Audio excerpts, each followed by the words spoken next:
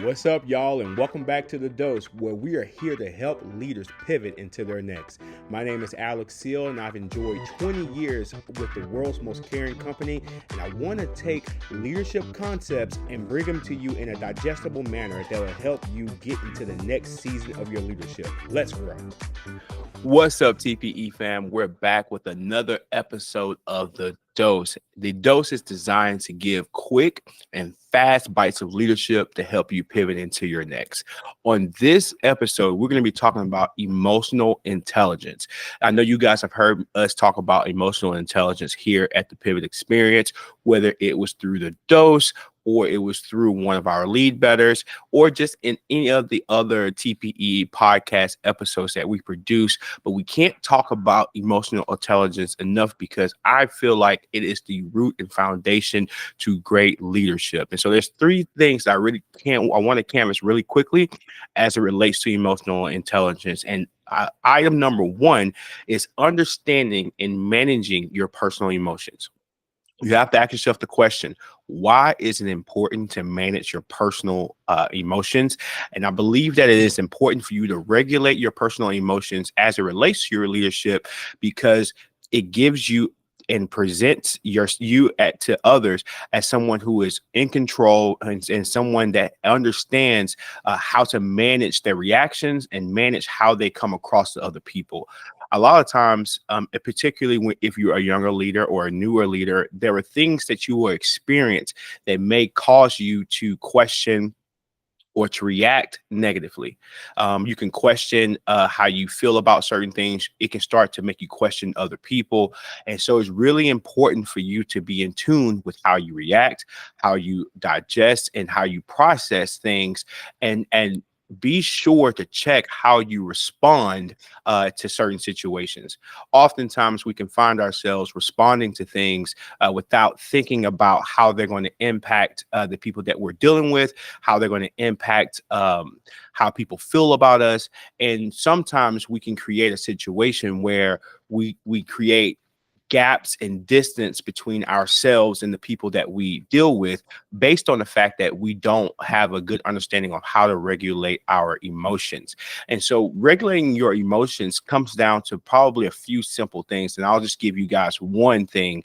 And I kind of mentioned it already, is think before you speak, or process how you feel about something before you react.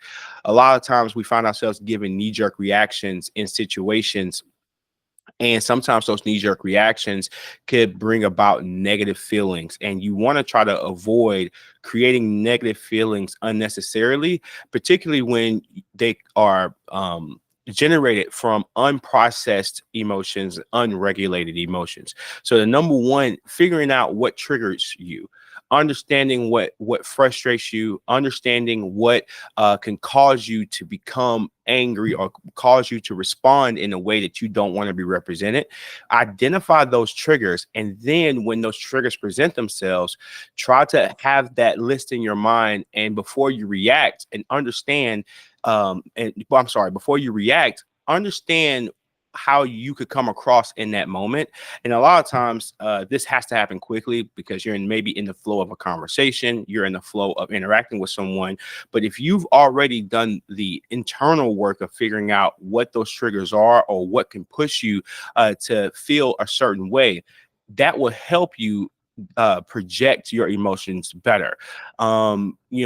A lot of times for me, particularly in leadership or having a leadership conversation where you're having to coach an individual, or if you're having to correct or hold someone accountable, it might be a good idea to include someone else into the conversation that you believe have experience in the area that you're trying to correct someone in or hold accountable, that you have a good relationship with and camaraderie with, that you can maybe have the conversation and defer to their leadership or defer to their advice to that individual, so you don't come across in a way that would reveal that you're frustrated, or that will reveal or I'm sorry, not reveal, but will position you in a way to respond in a way that's not favorable.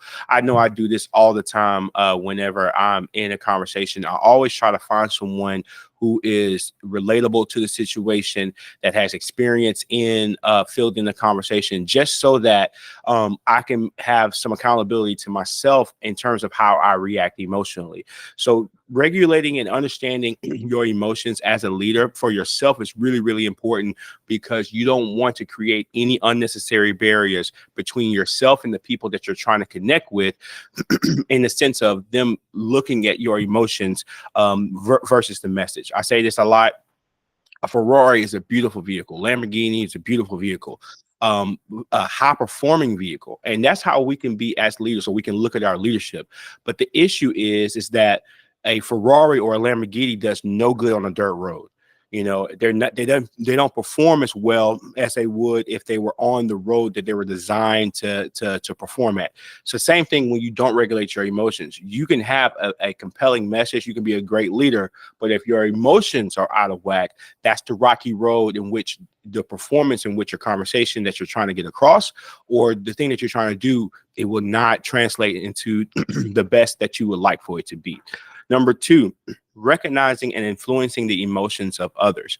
When we are exercising high emotional intelligence, we understand and recognize the emotions of others, and then we are moved to action to be able to help those individuals deal with and cope with what they're doing. A lot of times in our professional settings, most of us aren't generally licensed counselors or licensed therapists, but our teams look to us as leaders for matters that are beyond the professional sense. I have a saying that I use all the time at work, is that if we work on the individual and we can make the individual better, then inevitably they will be a better employee for us in our organization. So as a leader, you're going to be tasked with identifying when people are having things that are impacting them, that is causing to impact their emotions. And most of the time, team members that work underneath you may not have the same level of emotional intelligence and the same level of self-regulation that you might have. And so it's up to you to be able to identify when someone is going through something, and it might be impacting how they're projecting themselves.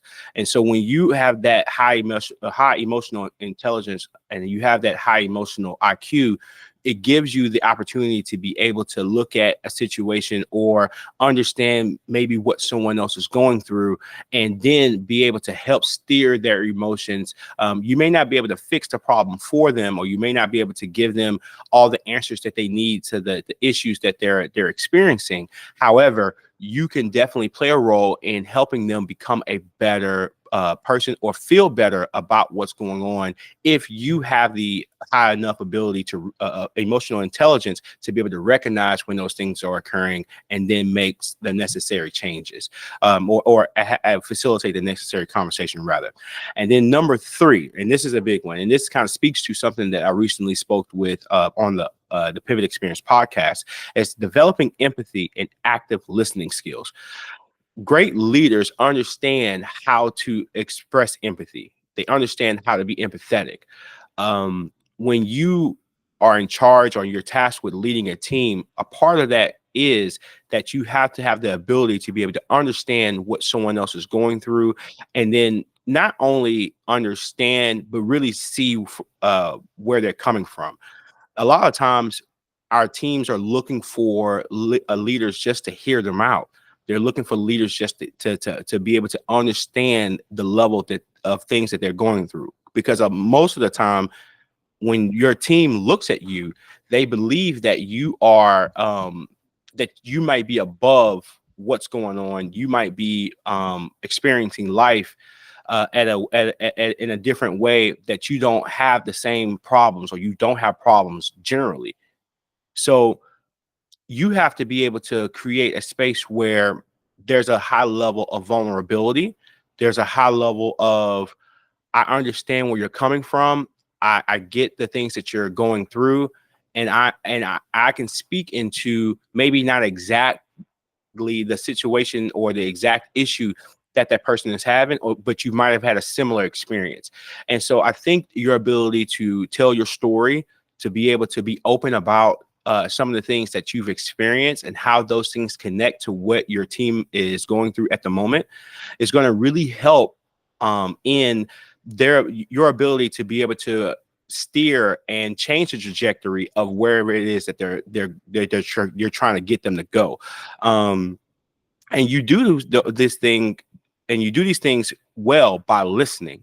Having the ability to maybe take a step back and just absorb everything that someone's telling you without having to cut them off, or without having to interject yourself too much to where they don't feel comfortable enough to tell you what it is that they're going through. I believe that when we pause and take a step back from the busyness of what our jobs may call of us, and really focus in on making a concerted attempt to listen to someone that's when they're talking to us, and then listen to them, and listen for the pain points, and listen for the root causes of what's going on. Because a lot of times, often, I also see this too, is that people will start telling you things, and they might not tell you everything that's going on with them. But if you're listening well enough, and with the intent of trying to make them better, you can start to pick up on the things that they're not saying, maybe the things that are really bothering them, and they're not exactly saying exactly what it is that's going on with them. So if you exercise good active listening skills, and you learn to ask the right questions, and then if you are also vulnerable enough to be able to express how their situation maybe mirrors something that has happened in your life, you will definitely help them feel better about what they got going on. And you could also provide them with some guidance and some advice that will help them manage whatever it is their issue is, or whatever it is the opportunities that they have. And so those three things, number one, understanding your personal emotions, and being able to regulate those things, and not letting those things get out of whack.